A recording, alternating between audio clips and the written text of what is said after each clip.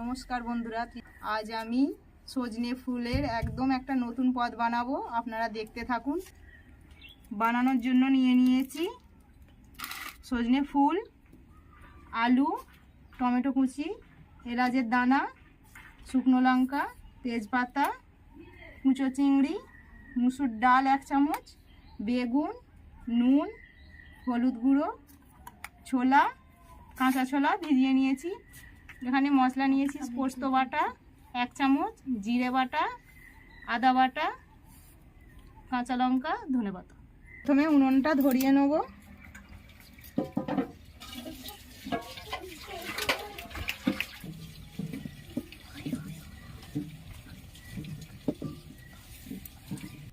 কড়া গরম হয়ে গেছে, সর্ষের তেল দিয়ে দেবো।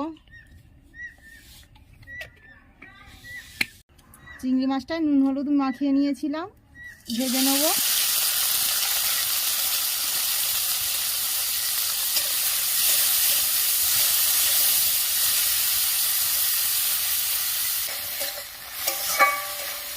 চিংড়ি মাছটা বেশিক্ষণ ভাজবো না, 2-1 মিনিট ভেজে নামিয়ে নেব।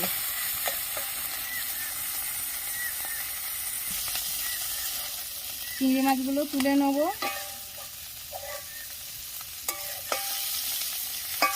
অল্প সরষের তেল দিয়ে দেবো।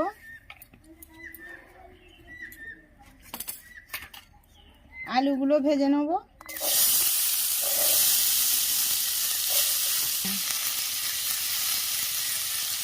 লবণ,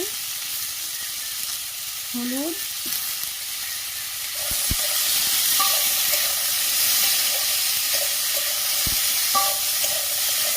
আলুর মধ্যে ভিজানো ছোলাগুলো দিয়ে দেবো।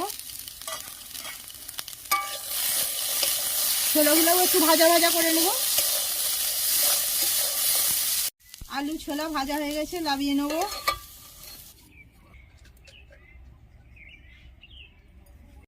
তেজপাতা, শুকনো লঙ্কা, টমেটো কুচি,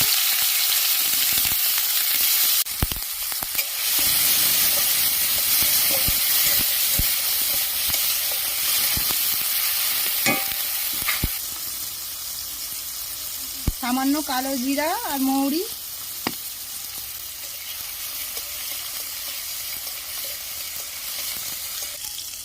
জিরে বাটা,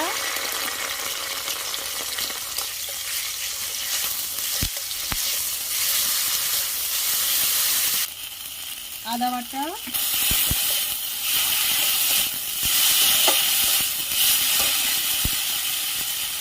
পোস্ত বাটা,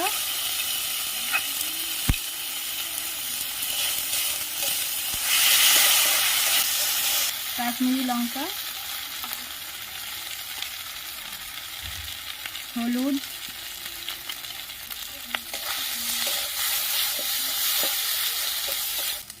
মুসুর ডালটা ধুয়ে নিয়েছি।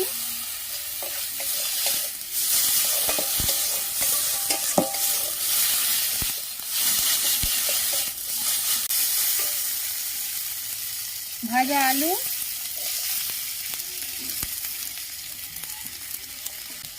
কেটে রাখা বেগুনগুলো দিয়ে দিচ্ছি।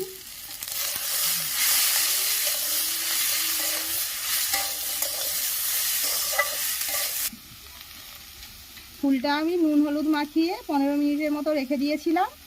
তারপরে ভালো করে নিংড়ে তরকারির মধ্যে দিয়ে দিচ্ছি।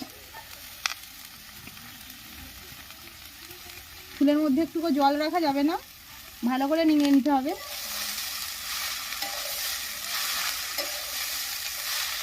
ফুলটা আমি নিংড়ে নিয়েছিলাম, তরকারিটা চিটকুটি ভাব কম লাগবে, সেই জন্য। যারা তেঁতোর জন্য ভাজা খান না, এইভাবে তরকারি বানিয়ে খাবেন, তাহলে এতটা তেঁতো লাগবে না।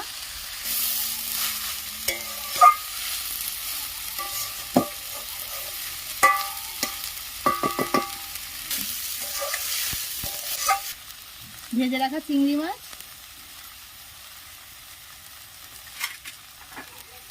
এলাচের গুঁড়ো,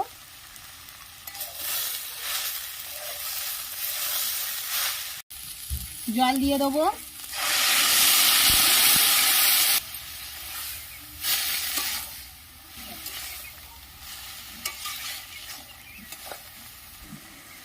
এই বাটি মেপে 2 বাটি জল দিয়েছি, লবণ,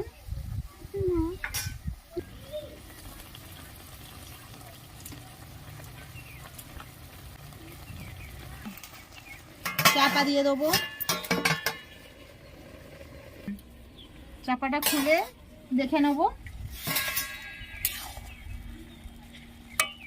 আর একটু বাকি আছে আলুটা সেদ্ধ হতে।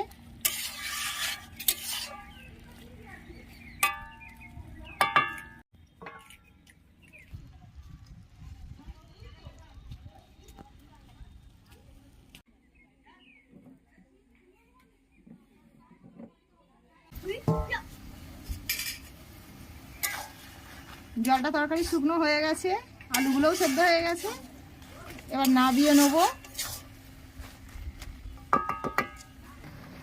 নাবানোর আগে ধনেপাতাটা ছড়িয়ে দেবো।